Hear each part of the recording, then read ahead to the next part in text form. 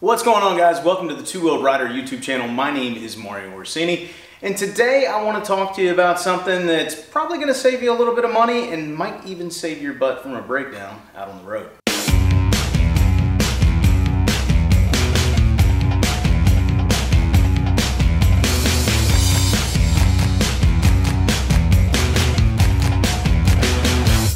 Now, what I'm about to talk about is not the sexiest thing when it comes to motorcycles or even working on motorcycles, but it is something that I feel like gets neglected a lot, and that is your battery. In today's day and age, when almost all of our bikes are fuel injected and come with all sorts of crazy electronic knickknacks and doodads, and you're plugging in your GPS and all sorts of things, the battery and the charging system on your bike is more important than ever. It would really suck to hit that starter button and realize your battery's dead, especially when you're out on a big motorcycle trip like the kind I take. Now, a few things to know about motorcycle batteries in general. They're obviously much smaller than the batteries we have in our automobiles, but they are expected to still put out a lot of electricity to the motorcycle.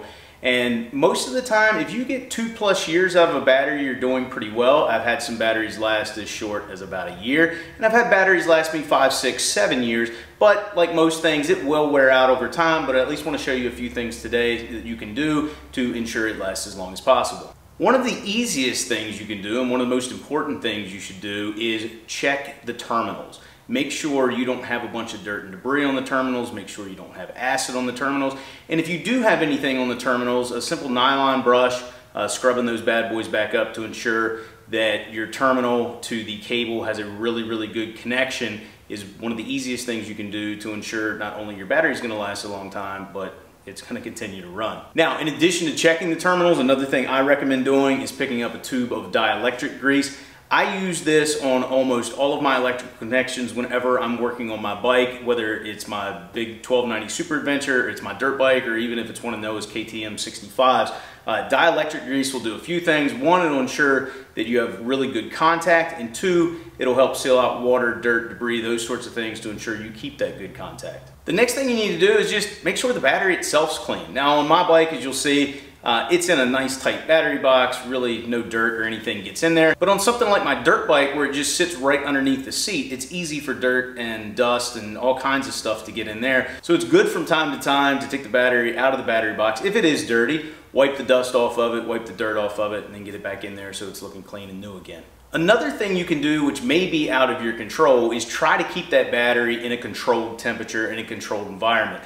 My bikes sit here in my garage, which is insulated, so it never really gets below about 55 degrees in here, which is fine. If your bike's a bike that sits outside, especially in the cold winter months, and you're probably not riding it if it's that cold out, I would recommend taking the battery out of the bike and taking it inside your house or just inside some sort of temperature controlled environment. Huge temperature swings is going to wear that battery down faster, and if you're able to keep it in a controlled environment, it's going to last longer. Now, many bikes these days no longer come with batteries that you have to fill up with electrolytes. They come sealed, they're maintenance free, there's nothing you can really do to them. But if you do have an older style battery, especially in an older style bike, you need to check in on it from time to time to make sure the electrolytes are all the way filled up. If they're not, you need to top those off by using distilled water. Don't use tap water, don't use Dasani water, use distilled water, and that will keep the battery working at peak performance. And then my last tip to make the battery last as long as possible, when the bike's going to be sitting for extended periods of time, like over winter, it's January in West Virginia right now, I'm not going to be riding my bike as often as I normally am in the warmer months, put the battery on some sort of smart charger. Personally, I like using battery tender chargers. I've got 5 or 6 of them for the different batteries we have. There are a bunch of different models out. I've tried them all. When it comes to the battery tender line, I've never tried any other brands, but I've got battery tender chargers that I've had for well over 10 years now that still work great. The great thing about battery tenders are, once you get the pigtails mounted on your bike, you can leave them on there and just tuck them under the seat like I do on my Super Adventure.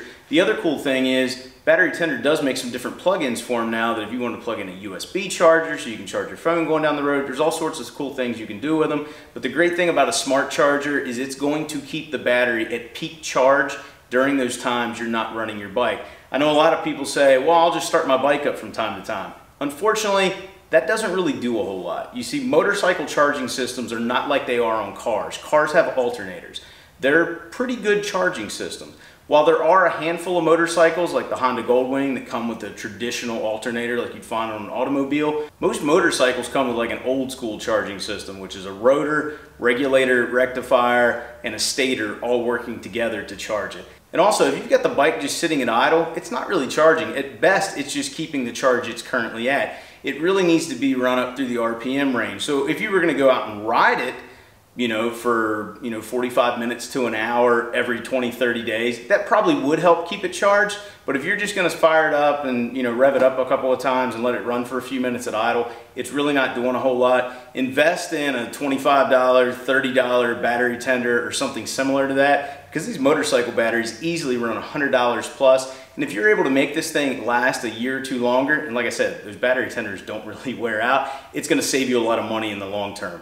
All right, so if you follow the tips and steps I went over to maintain your motorcycle battery, there's a good chance it's going to last much, much longer than if you neglect it. Now, a lot of motorcycle batteries only come with a 1-year warranty. Some of them I've had have come up with up to a 3-year warranty, which is great, but you may be wondering, what can I do to check the battery to see what kind of shape it's in right now? Maybe you've had the bike for a few years, maybe you picked the bike up used, and you really don't know what kind of shape the battery's in. So there are actually a few things you can do. One, if you're using a battery tender, it obviously has a light on it, and if it's lighting up red, it means the battery's crap, or at least it's low on charge. Now, if you've had it plugged up for a long time and it's still lighting up red, it's probably time for a new battery. If it's lighting up orange and it won't go to the next color, which is green, could mean it's charging, or it could just mean the battery's not at peak charge. And if it's lighting up green, that means everything should be good to go. Or if you want to double check it, you can pick yourself up a voltmeter. My dad bought me this one years and years ago. It's an old Craftsman. Still works great. You can see what the voltage is on the battery, but it's limited because that's about all it's going to show you, at least when it comes to motorcycle batteries. There is a third thing you can do, or a third thing you can get, which I'm about to show you. But your other option is you can take it down to like an auto parts store or something. They can do a load test on it. Or you can get your own battery tester, which will do load tests and all sorts of tests. I picked this one up from Ansel. It's called the BST 500 Battery System Tester. I'm going to link that down in the description below if you're interested in it. But I want to show you a few things that are kind of cool that this battery tester will do that an old voltmeter won't do. All right, so with the battery tester, I have unplugged my battery tender just to be safe. First thing you want to do is get this thing hooked up and make sure you've got a good connection on the terminals. This does not use any batteries. It actually runs off the power of your battery. As you can see, it lights up. Now we're going to pick 12 volt on here because it's a 12 volt system. One of the first things it'll do is test the battery capacity. So we're going to go in, it says CCA, that is cold cranking amps.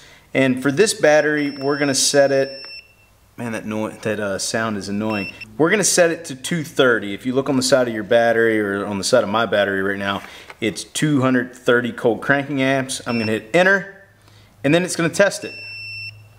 And it's going to give me a readout. You can see, hopefully you guys can see on there, it says great, 13.01. We've got 0.17 ohms, and it gives me my cold cranking is at 100%. The other cool thing is, if I hit enter, it's going to give me the option to print a report. What's really neat about this is if you want to continue to track this over time, you can. So by hitting enter, I can go over and I'm going to enter today's date so I know the date I last tested it on. And what's really neat is it'll print out this little receipt. Now I did mess up. I didn't type in 2018. I actually typed in 2010, but I'll remember. And if we take a look at the report, it gives us all the information we just found out on the battery tester itself. So that's the first thing it'll do. All right, so one of the other cool things this thing will do is test the startup load on the bike. It's gonna give us the minimum and the maximum voltage on startup. So we're gonna go ahead and click there. We're gonna turn the motorcycle on, and then we're gonna hit the starter button to see what happens.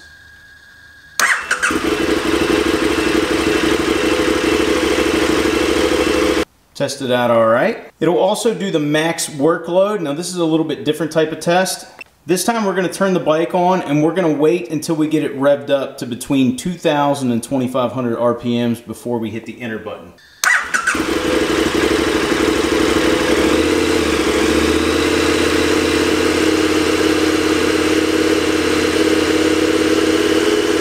And you guys probably saw on screen while we were doing that test, it was right where it should be, right about 14.4, 14.5 volts, which shows everything's working well there. And then the last cool thing this thing will do is check the charging system itself. Same sort of deal, we're gonna hit enter and then we're gonna start the bike up. This time we're gonna get it between 2,500 and 3,500 RPMs before we hit the enter key.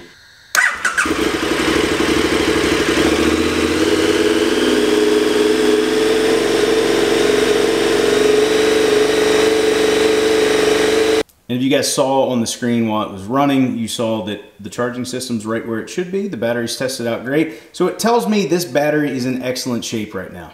All right, so those are a few of the cool features that this battery tester has. Is it totally necessary? No. And to be honest, it's not the cheapest thing in the world. I think it's around $140, $150. But if you want that peace of mind of knowing where your battery currently stands, it might be a worthwhile investment, especially since it's not just limited to motorcycles. You can use it on your car, you can use it on your truck, you can use it on anything that's got some sort of charging system and battery on it to see where that battery stands. The other cool thing is, because you can print out those little reports, you can test it every so often to see if you've had a drop off over time. And if you start to notice the battery dropping down, it may be a sign that, hey, maybe it's time for a new battery. But if you don't want to invest in one of those battery testers, that's cool. An old voltmeter will still work and still do some nice stuff. And these things are much, much more affordable. I don't know what this Craftsman ran back in the day when I got it, but I want to say you can pick these up for definitely under 50 bucks, if not closer to 20 or 30. So anyway, guys, those are a few of my tips and suggestions to try to keep your battery running at peak performance as long as possible to get the maximum amount of dollar value out of your battery, and hopefully your bike won't leave you stranded alongside the road. So I hope you guys enjoyed today's video. If you did, please give it a big thumbs up. If you're not a subscriber, consider hitting that subscribe button, because if you like motorcycles, well, this is the place to be. If you have any questions about anything I went over in today's video, including the battery tester, battery tenders, anything like that, let me know down in the comments section below. And as always, I'll talk to you again soon.